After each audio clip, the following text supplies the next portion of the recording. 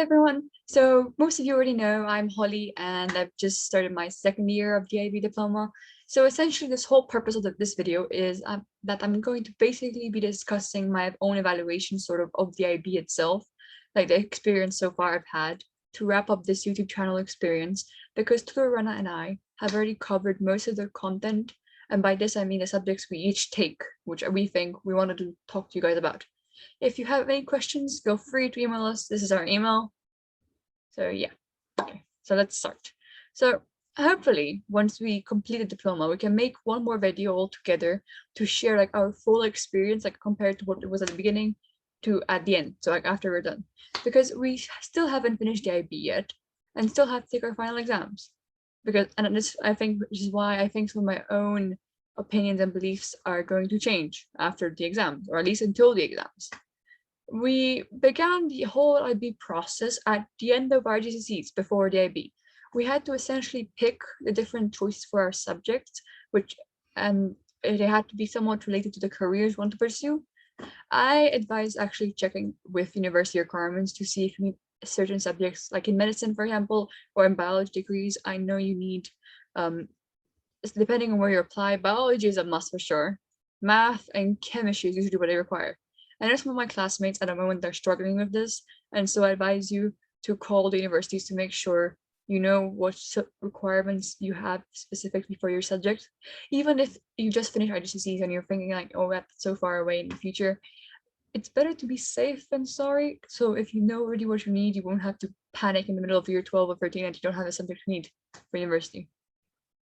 But if you aren't sure on what career you want to pursue, or you just choose subjects which provide you with a lot of choice, because it's better to have a larger range if you're not sure than having a specific subject which you can't really use later. But so yeah, the IB is actually seen by students as either a terrifying period of 2 years with excruciating amounts of work, which is like the very dramatic way of thinking about it, because that's how it is for some people. Or it's also seen as a challenge, sort of a step up from the previous syllabus you've done before. Luckily, most schools allow you to actually change your subject choices in the first month of the IB.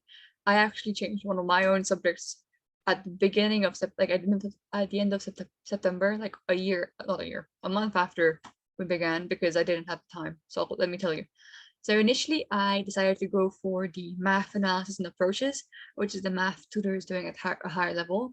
But then after a month, I realized that I wouldn't be able to pursue it because I had demanding just like higher level history, where I need to put more time and effort because there's so much work to do there. And also, I checked with my university before changing to application and interpretations, and they told, and I thought it was fine if I still had it at a higher level. So yeah, so I decided to take the applications and interpretations instead. And for a week, I had like a week or so. I was able to cover all the content they've done in a month, which was a bit challenging to complete it.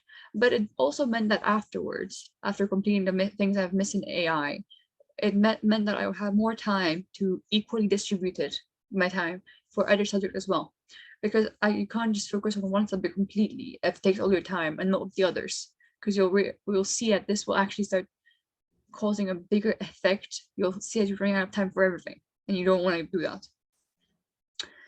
And I want to also mention that it's important to not forget that by doing a constant amount of work each day, it will help you get adjusted to the workload, which will come in handy for university.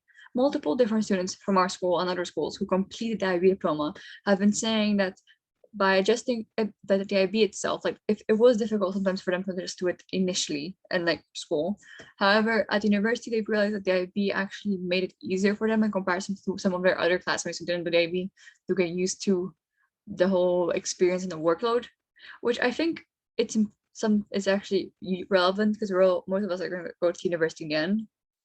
But yeah, because the IB program actually made adjusting to university easier, because it helps you with organizing your time and managing it. Because once you learn to prioritize some things over others, you'll get the hang of the IB and say that it's not that bad, I hope. But as long as you still do everything, it should be fine.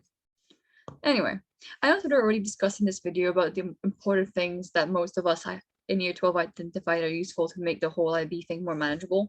So I think this will be like the last video you guys will be seeing from me in a while. I know it's sad. Anyway, hopefully we will actually come back at the end of the year for another video. So I do want to have like one more video at the end where we talk about how it all was at the end. If we have any final advice for you guys after finishing the IB diploma, we could also have like a video telling you guys how much we did, like our points at the end and all that.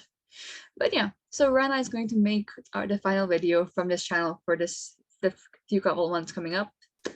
And we would finish this experience because we used this whole YouTube experience for our CAS, the service part, because we're sending the information we're giving is to people to help them, you know, to guide you guys to do better.